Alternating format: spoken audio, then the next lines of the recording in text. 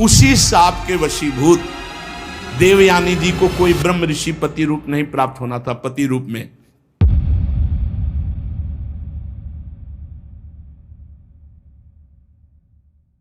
तो एक दिन जो दानवों के राजा वृषपर्वा हैं, उनकी पुत्री शर्मिष्ठा राजकुमारियों के साथ वन विहार के लिए, तो गुरु पुत्री देवयानी तो उनको भी साथ ले लिया।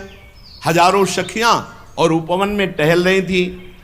सुंदर पुष्प से लदे हुए अनेक वृक्ष, सुंदर सरोवर जिनमें कमल खिले हुए थे, भौरे गुंजार कर रहे थे, बड़ा ही सुंदर। उधर ये सब राजकुमारियां स्नान कर रही थी, सरोवर में खेल रही थी, नवयुवती थी और निर्वस्त्र थी। भगवान गौरी शंकर उस समय वहां से निकले, देवाधिदेव महादेव पार्वती जी, तो सब कन्याएं सकुचा गई और दौड़ पड़ी और अपने अपने वस्त्र, तो शीघ्रता के कारण देवयानी के हाथ में लगा शर्मिष्ठा का वस्त्र, राजकुमारी वृषपर्वा की पुत्री, और वो पहन लिया। देवयानी का जो वस्त्र शर्मिष्ठा, तो राजकुमारी ने कहा तुम्हारी हिम्मत कैसे हो गई, हमारे उपरोहित की कन्या होकर तुम हमारी राजकुमारी, ऐसा वस्त्र कैसे तुमने धारण कर लिया। देवयानी ने कहा कि तू ज्यादा बढ़कर मत बोल, तुम हमारे वस्त्रों की अधिकारिणी नहीं। अब वहां राजकुमारी और देवयानी की बातचीत,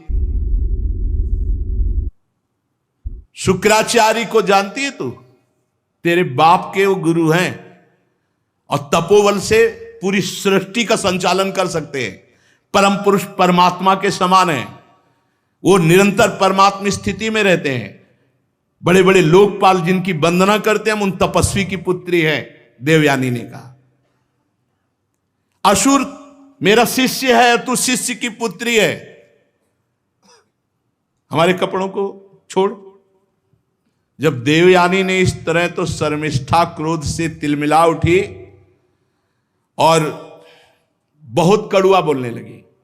शर्मिष्ठा की एक कड़ी बात सुनकर के देवयानी को बहुत क्रोध आया। शर्मिष्ठा ने अपनी राजकुमारियों का आदेश क्या, उठा इस गुरुपुत्री को फेंक दे कुएं में। फेंक दिया गया, वो तो राजकुमारी थी और सब चली गई। इधर महाराज ययाति जंगल में शिकार आदि के लिए, तो प्यास लगी, तो सेवकों ने कहा कि कोई है कुएं पे, तो उनका मैं देखता हूं। तो निर्वस्त्र देवयानी थी, क्योंकि निर्वस्त्र करके फेंकवा दिया था कुएं में। तुरंत ऊपर से वस्त्र डाला और फिर निकालने की, और अपना हाथ दे करके निकाला। देवयानी बहुत ही सकुचित मुद्रा में, ययाति ने कहा देवी केवल मैं आपके निकालने के भाव से आपको निकाला है। उनका वीर शिरोमणे, आज तक मेरा हाथ किसी ने नहीं पकड़ा, आप सुनकर कांप जाएंगे कि मैं कौन हूं। मैं भगवान शुक्राचार्य की पुत्री देवयानी हूं। ऐसा ही हुआ, ययाति के होश उड़ गए, साफ हो जाएगा। इतने बड़े ब्रह्म ऋषि की पुत्री का स्पर्श उनका मैंने केवल निकालने के उद्देश्य से, उनका डरो मत, ये मुझे पता है कि मुझे कोई ब्रह्म ऋषि स्वीकार नहीं करेगा, क्षत्रिय राजकुमारी स्वीकार करेगा, मुझे साफ है, इसलिए हम तुम्हें पति रूप में वरण करती हैं। वीरश्रेष्ठ, मैंने बृहस्पति के पुत्र कच्छ को शाप दे दिया था, उसी के शाप के कारण हमारा आपका संबंध होगा। ययाति को शास्त्र प्रतिकूल ये संबंध स्वीकार तो नहीं हुआ, पर उन्होंने जब देखा कि स्वयं देवयानी कह रही हो ऐसा साफ है, और देव सुंदरी देवयानी को देख करके तो मन वैसे भी स्वीकार कर लिया था। ययाति ने कहा यदि भगवान शुक्राचार्य राजी हो तो स्वीकार है। वीर ययाति देवयानी को वहीं छोड़कर चले गए कि जब भगवान शुक्राचार्य जी लेके आएंगे तो हम स्वीकार करेंगे। अब देवयानी रोती हुई शुक्राचार्य जी के पास पहुंची और शर्मिष्ठा ने जो राजकुमारियों से उठवा के कुएं में डाल दिया था वो सारी बात सुनाई। शर्मिष्ठा की बात सुनकर भगवान शुक्राचार्य जी ने कहा, अरे मुझे कोई साधारण पुरोहित समझ लिया, इस लड़की ने मुझे साधारण पुरोहित समझ लिया। अरे मैं अपनी इच्छा करूं तो नया देश रच सकता हूं। देवयानी को लिया और कहा, ऐसे राजा के यहां से निकल चलो। जब बृहस्पति को मालूम हुआ कि अगर शुक्राचार्य जी नाराज हो गए तो हमारा अस्तित्व ही नहीं रहा, तो चरणों में आके गिर गए। शुक्राचार्य जी ने बृहस्पति से कहा कि मैं अपनी पुत्री का अपमान नहीं सह सकता, जिसमें पुत्री राजी हो वही काम करो तो मैं रुक सकता हूं। बृहस्पति ने कहा, जैसी आज्ञा महाराज। देवयानी से पूछा, तुम क्या चाहती हो? तो उन्होंने कहा, मैं जिसे पति रूप में वर्ण करूं उसकी दासी बनकर तुम्हारी पुत्री आजीवन के लिए समर्पित हो जाए। शर्मिष्ठा को दासी बना करके रखने के लिए बृहस्पति ने कहा, पुत्री अगर तुम नहीं मानती तो पूरा राज्य संकट में हो जाएगा। शर्मिष्ठा ने अपने परिवार वालों को संकट से मुक्त करने के लिए देवयानी की बात स्वीकार कर ली और दासी का वेश धारण करके ययाति महाराज को जब देवयानी दी गई तो शुक्राचार्य जी ने बड़े उत्साह से देवयानी का विवाह राजा ययाति के साथ कर दिया और शर्मिष्ठा दासी के रूप में दी गई। जब ययाति महाराज पाणी ग्रहण किए तो देवयानी ने कहा, एक बात ध्यान रखना, ये दासी कभी तुम्हारे नजदीक नहीं दिख, क्योंकि वो राजकुमारी है, वो भी सुंदर है, बृहस्पति की पुत्री। तो उनका कभी इसको अगर आपके समीप देखा, डरते थे महाराज ययाति देवयानी से, क्योंकि शुक्राचार्य जी पावर थे। उन्होंने कहा कि कभी सेज पर नहीं स्वीकार करूंगा। अब एक दिन देवयानी जब पुत्रवती हो गई थी तो शर्मिष्ठा ने महाराज ययाति जब उधर गए हुए थे तो एकांत देश में राजा को पकड़ा और कहा, महाराज आप मेरे पति हैं। तो कहा, नहीं तुम दासी हो। तो किसकी दासी हूं? देवयानी की ना। तो दासी जिसकी दासी उसका पति भी उसका पति होता है। उसने बड़े राजा की पुत्री थी, बड़ी प्रवीणता से महाराज ययाति को अपने वश में कर लिया। शर्मिष्ठा राजकुमारी थी, महाराज ययाति को अपने अधीन कर लिया। पता नहीं चला देवयानी जी को। देवयानी जी के दो पुत्र हुए, महाराज यदु परम पवित्र, इन्हीं के वंश से यदुवंशी भगवान श्री कृष्णचंद्र जी इन्हीं के वंश में प्रकट हुए, यदु और तुर्वश। और बृहस्पति की पुत्री शर्मिष्ठा के 3 पुत्र हुए, द्रुहि, अनुपुरु। एक दिन देवयानी वन विहार में घूम रही थी तो देखा वन में 3 राजकुमार राज चिन्हों से युक्त। तो उनका चक्रवर्ती सम्राट महाराज ययाति के तो 2 पुत्र हैं और ये राजकुमार जैसे चिन्ह धारण किए हुए पुत्र के नजदीक गए। बोले, तुम्हारे पिताश्री कौन है? बोले, महाराज चक्रवर्ती सम्राट ययाति। ययाति? किसके पुत्र हो तुम? तो कहा, मां शर्मिष्ठा के। देवयानी जी तुरंत ययाति के हाजिर हो।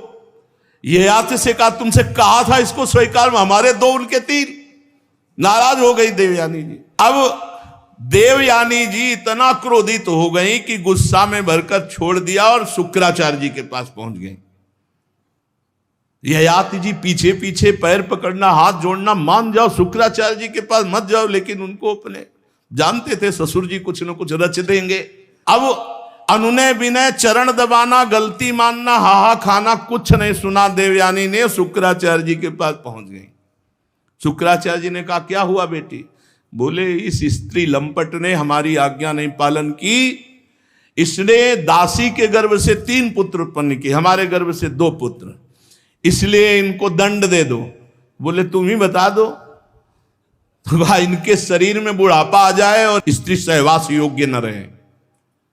अब तुरंत महाराज ययाति, जो ही शुक्राचार्य जी तो ऐसे जल फेंकने की जरूरत थी, अब वो बूढ़े हो गए, किसी काम के नहीं।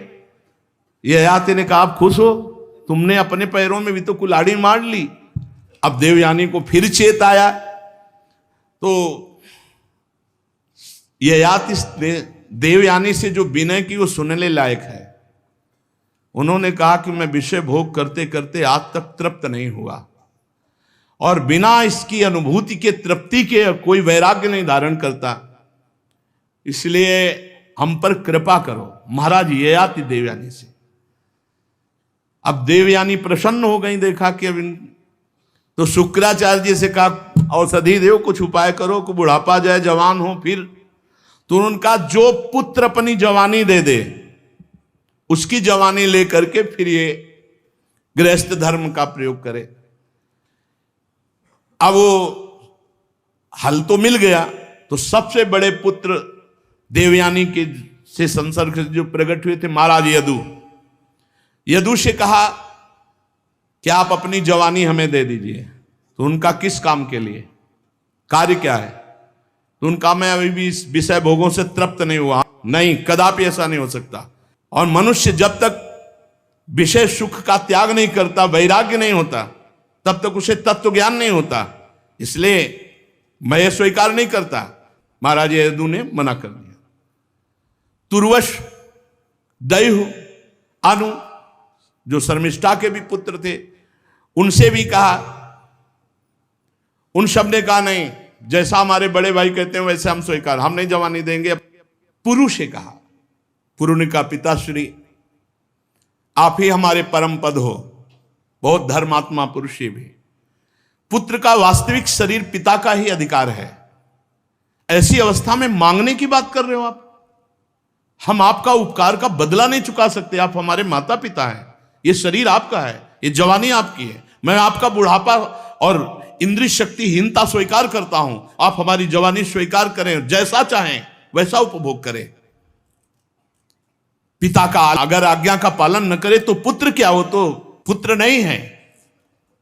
पुरु ने बड़ा आदर करके पिता का बुढ़ापा स्वीकार किया और इंद्रिय शक्तिहीनता स्वीकार कर ली। महाराज ययाति बहुत अंदर से प्रसन्न हुए कि पुत्र हो तो महाराज पुरु जैसा। 1000 वर्ष अपने पुत्र के यौवन का उपभोग किया। फिर वही तृष्णा वैसे, इसीलिए ये समझने के लिए चरित्र सुनाए जाते हैं। फिर वही तृष्णा वैसे ही, कोई तृप्ति नहीं, फिर वही चाह। महाराज ययाति को भोगों से तृप्ति नहीं, ऊब कर छोड़ना पड़ा। मतलब गजब हो गया इन दुष्ट इंद्रियों का। महाराज